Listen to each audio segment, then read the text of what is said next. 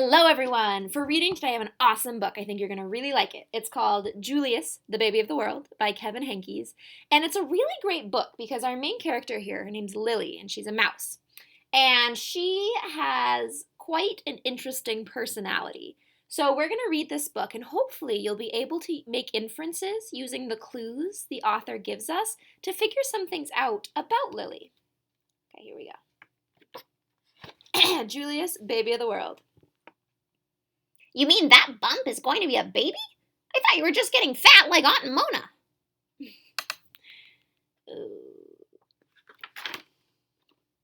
We're having a baby.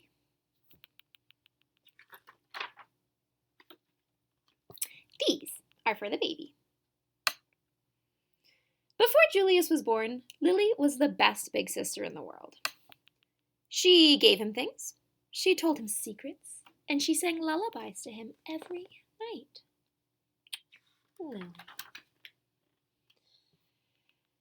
After Julius was born, it was a different story.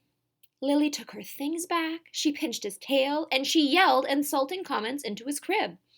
These are mine. I am the queen, said Lily, and I hate Julius. But her parents loved him.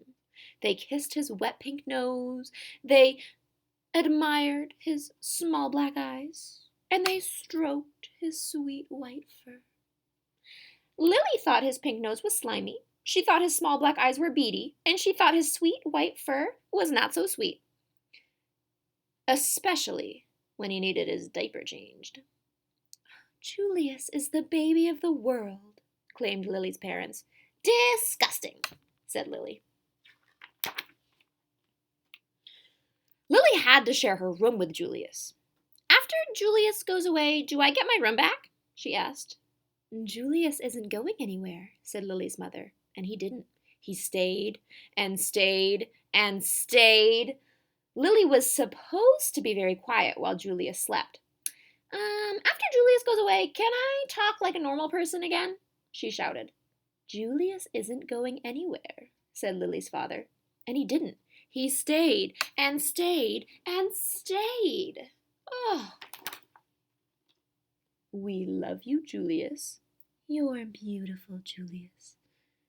We want Julius to grow up and be as extraordinary as you are, said Lily's mother, so we must tell him constantly how beautiful he is and how much we love him.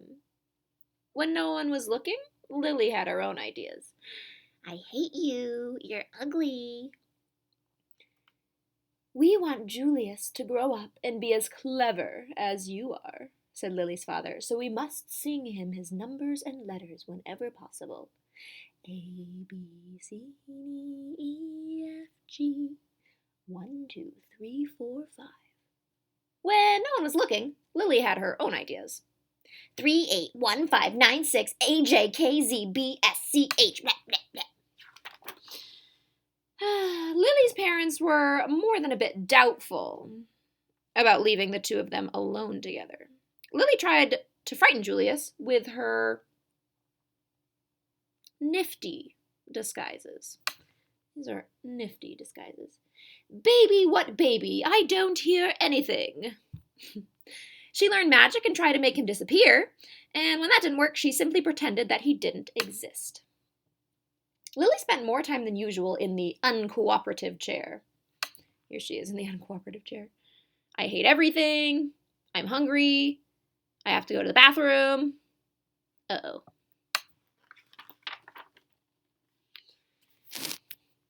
Lily's parents showered her with hugs and kisses and treats of all shapes and sizes. They even let her stay up 15 minutes later every night. It didn't matter. Nothing worked.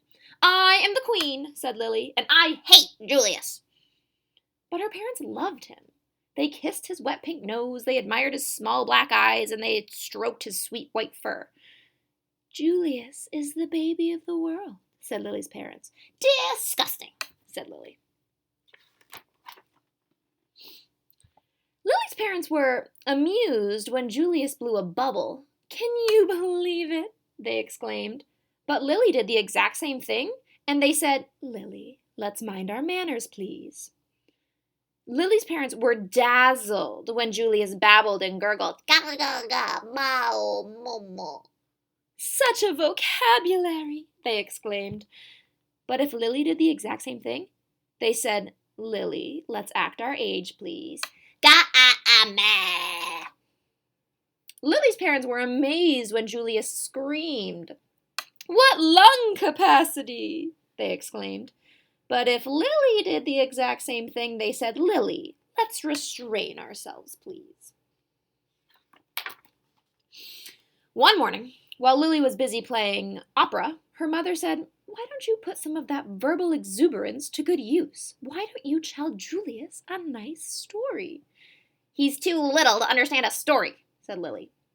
"He can understand it in his own way," said Lily's mother. "Okay," said Lily, smiling. I have a bad feeling about this. "Julius, the Germ of the World, by me," said Lily. "Once upon a time," said Lily, "there was a baby. His name was Julius. Julius was really a germ. Julius was like dust under your bed. If he was a number, he would be 0. If he was a food, he would be a raisin. 0 is nothing. A raisin tastes like dirt. The end," said Lily. The story earned her 10 minutes in the uncooperative chair.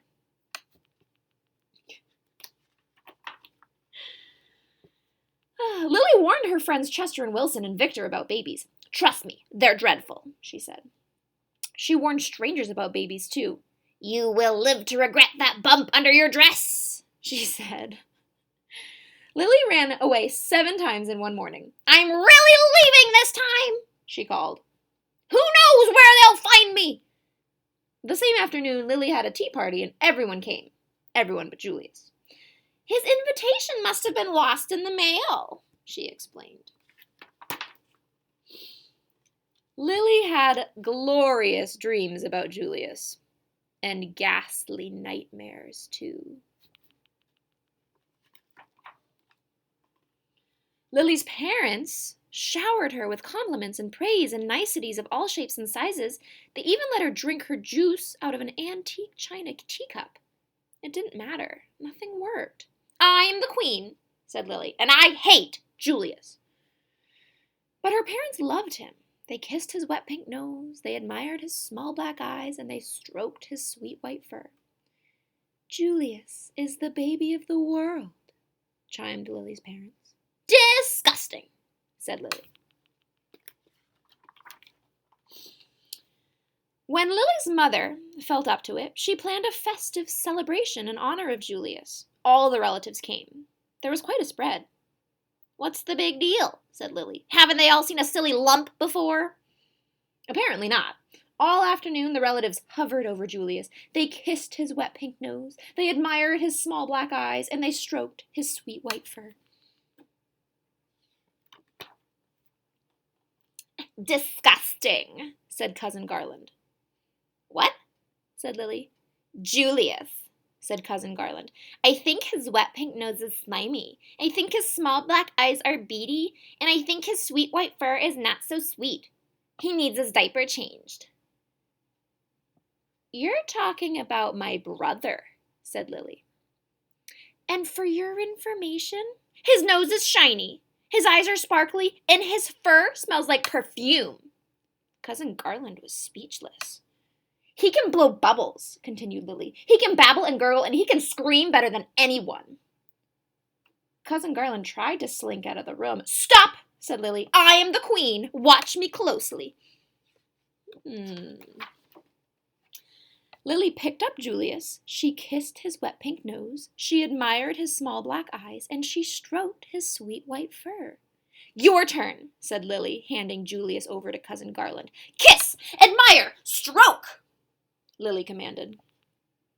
"Now repeat after me," said Lily. "Julius is the baby of the world." "Julius is the baby of the world," said Cousin Garland. "Louder," said Lily. "Julius is the baby of the world."